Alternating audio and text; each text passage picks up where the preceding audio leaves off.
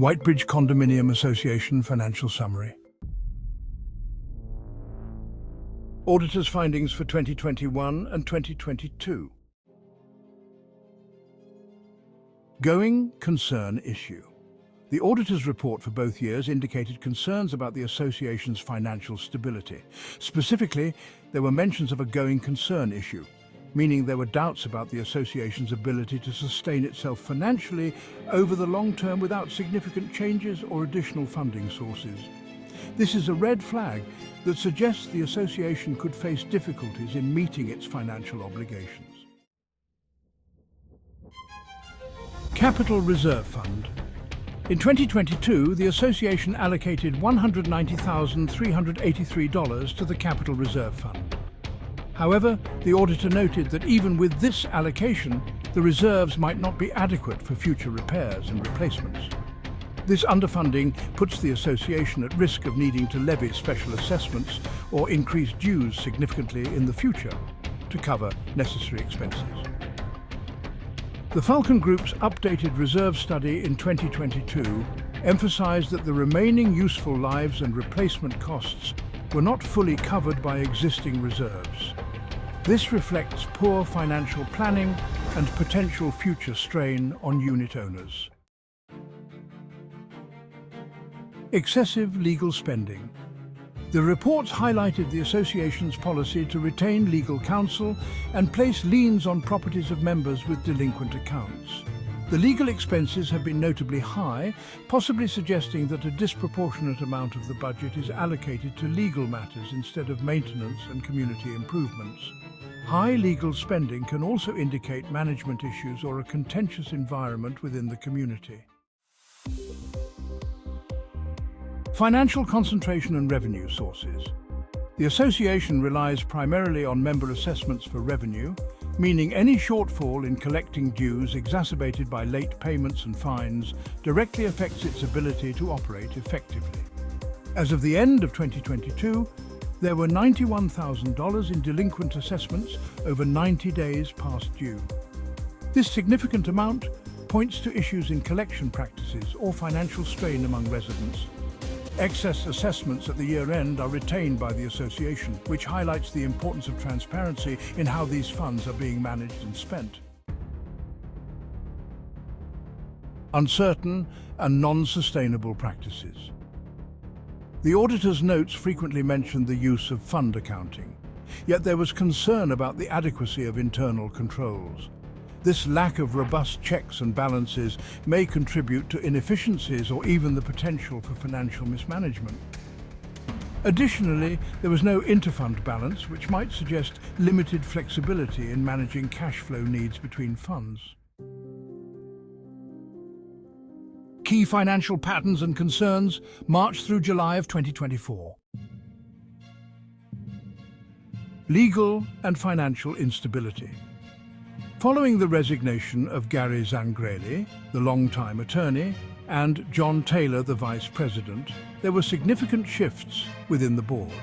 This indicates possible internal disputes or power struggles.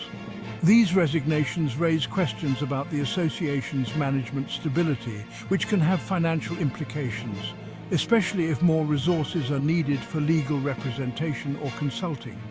Between March and July 2024, there were excessive fines imposed on residents.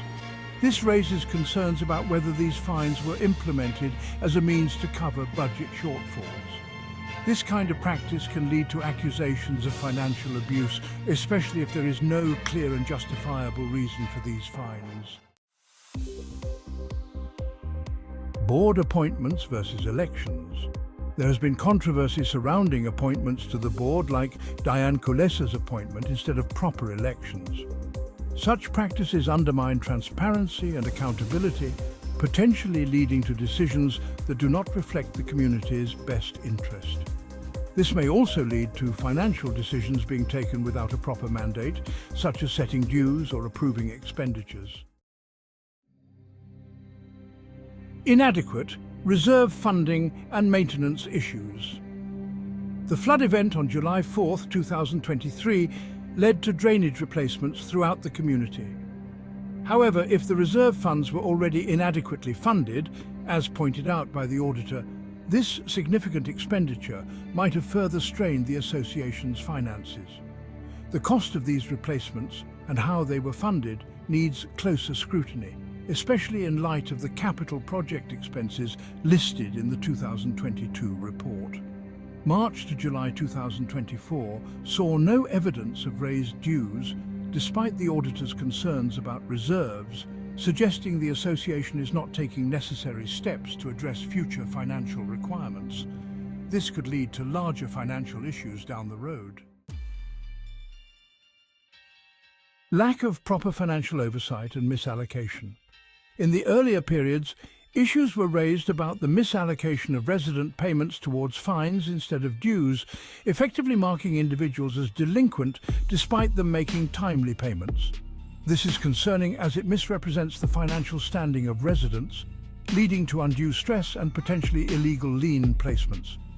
The auditor's repeated concerns about the association's ability to continue as a going concern, coupled with the lack of increased dues, suggest that the board may be avoiding necessary financial adjustments to maintain popularity or avoid backlash.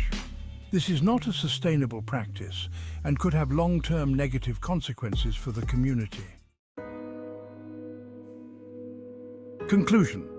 The financial situation of the Whitebridge Condominium Association presents several red flags.